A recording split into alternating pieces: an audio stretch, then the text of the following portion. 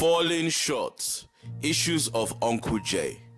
Dude, you're amazing, said Diego, a young athletically built man who was 6'2" in an American accent. He had just served as my MMA sparring partner. Thanks. You're not bad yourself, I said, taking off my headguard. You're so unorthodox. What style is that? Wing Chun. It was the first martial art I learned, so everything I do in combat works off its principles, I explained, now sitting down to take off my shin guards. It was so hard to get a read in you. Your wrestling was very good. Did you do it at high school? Yeah, but only for a year. Still, I can tell wrestling is part of your DNA, especially when you easily countered my little grappling tricks. Do you compete professionally? Asked Diego. No. Why not? Asked Diego with a tone soaked in shock and disappointment. Honestly, I haven't been able to get a handle on my weight. At the moment, I'm 5'7" and weigh around 95 kilos. If I'm to compete, I will have to lose at least 25 kilos. And to be honest, I don't think I have the desire to do that. I hear you. It's a shame. I really think you would do well if you chose to compete. Episode 10. Body. Regrets. Mistakes made in the past. Muffling my mind like an ingenious riddle. Things I should have said. Things I should have done. Moments I could have overlooked. Moments I could have shared. Things that make you think, boy, I wish I could go back and do things differently. Regrets? I have plenty. In the context of losing your innocence, the perception of one's body is definitely up there.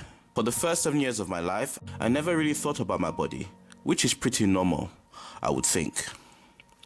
During that time, I wasn't a fat or skinny child. I was healthy in the middle of two builds. Having said that, I wouldn't have described myself as a sporty kid. But I wasn't afraid of a little running around. In fact, my love for the fantasy world, along with a low sense of danger, turned me into a bit of a daredevil. When I moved into the Finney household, I put on weight and became a lot plumper.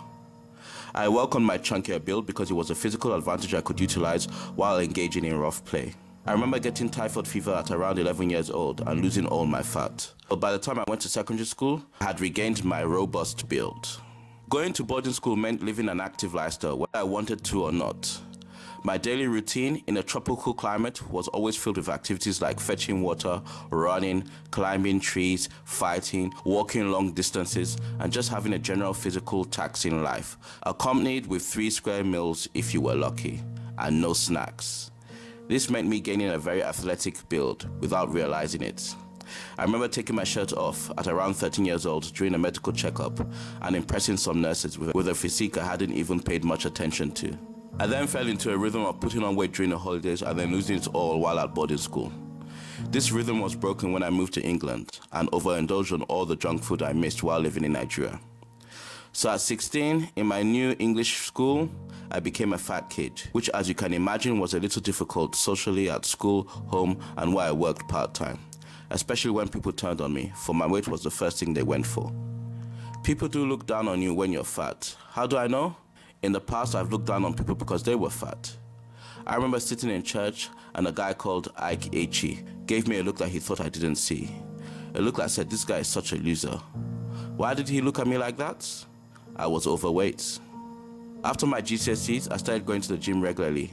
And halfway through my first term in the 6th form, I had a nice slim build.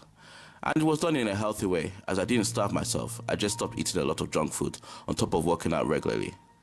However, my lack of understanding of the science behind weight management made it hard for me to maintain a slim or athletic build, which led to sporadic exercise and healthy eating patterns. As a result, I became a guy that defied expectations in the sense that despite my size, I was pretty agile, quick, and generally fit.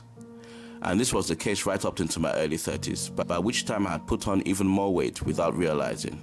Because I felt healthy, I decided I wanted to compete in MMA bouts. But to do so effectively, I would have to go down from 120 kilograms to about 76 kilograms, which I did by starving myself, which messed me up physically and mentally in the context of mood swings.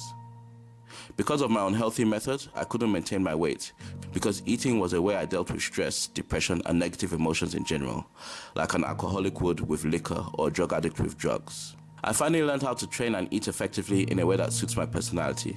So now I make sure I'm active in some way every day, be it through gym workouts or martial arts training, and I indulge now and again without overdoing it, which has allowed me to float around the 90-something kilos mark. My anime life, episode 10. You didn't give your allegiance to the new king, and based on what I've seen you do, he can't even come close to killing you. So why do you need to leave? Yelled at Anika as she followed Jay outside while he walked away from her family home. For every elite Serpent Dove assassin, there are hundreds of dead children who didn't make it through the training.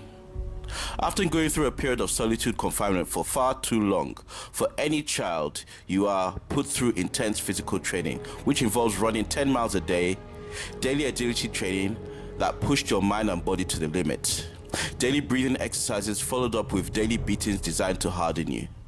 Then at the end of every week, you were put through a different torture, which at first seemed to attack the body, but in actual fact, attacked the mind.